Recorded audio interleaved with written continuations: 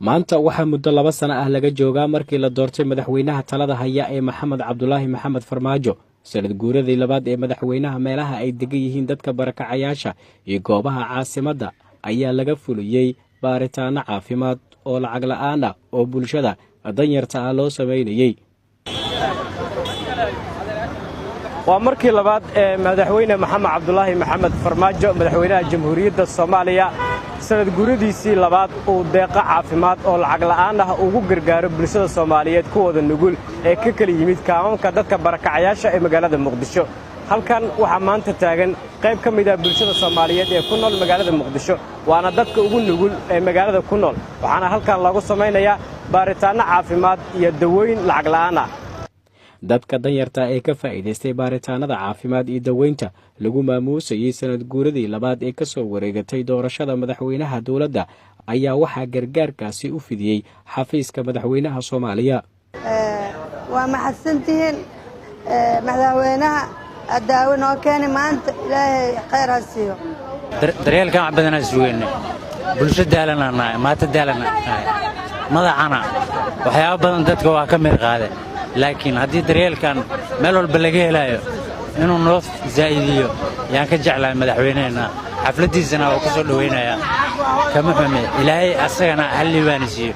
madaxweynaha madaxweyne la aga noqo iyo ku xigeenka dawladda inta soo maamusha degmada hodan ayaa mahadcelin u noqo. ilaahay khayr ha idin siiyo, idinkan cadow Allah ka qabta, igan anaga cadow Allah caafimaad Allah nagu siiyo. yaa hooy oo maalin mid Allah ka dhigo, qalbigooda Allah isku rugo, iimaanka islaamada Allah ku dil intan dhibaysa Allah ilaahay iyagan iimaanka Allah u sugo, haqa Allah tuso. yaa Soomaal dhibayaal maanta qaxarayaal yaa waan kala baxnay, ilaahay dadku isku soo duwo awaan baqan Allah naga dhigo. Ali Faray oo ah horjoogaha kaamka barakacayaasha sayidka ayaa sheegay in wax badan ay ka tarayso baahiyaha caafimaad oo ay qabeen bulshada danyarta. gargaarkaasi caafimaad ee lacag la'aanta ah waxay noo keeneen daawo aan aad mataqaanaa u bogsanay amba mataqaanaa maanta na farxad gelisay oo noo soo dhiibay madaxweynaha Jamhuuriyadda Soomaaliya mudane Maxamed Cabdulaahi Farmaajo. madaxweyne waxaan leenahay daawadaadii runtii ama aad noo soo dhiibtay ama ummadda Soomaaliyeed ku gargaartay daawadaadii runtii mataqaanaa dadka baarlamaanka hoostiisa degan oo beerta daraawiishta degan oo beerta dawladda degan oo mar waliba ay soo gaarto ammaantaadu ama waxyaabaha aad macnaha aad ku danayaysa ay soo gaarto. waxaan leenahay maanta daawadii waan ku bogsannay.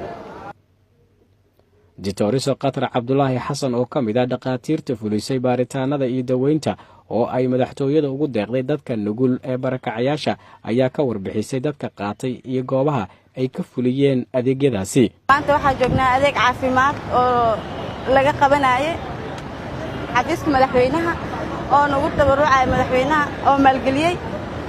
waxaan lagu qabanayaa 2 goobood oo kala ah sayidka iyo kilomitir 4. waxaana ka faa'iideystay bukaano aad u badan oo dad danyar iyo dad oo xoogaa iska tabar iskaga jiraan. waxayna dhammaayeen 2400 oo qofood. Cabdicasiis Ibraahim Axmed, TV Universal, magaalada Muqdisho.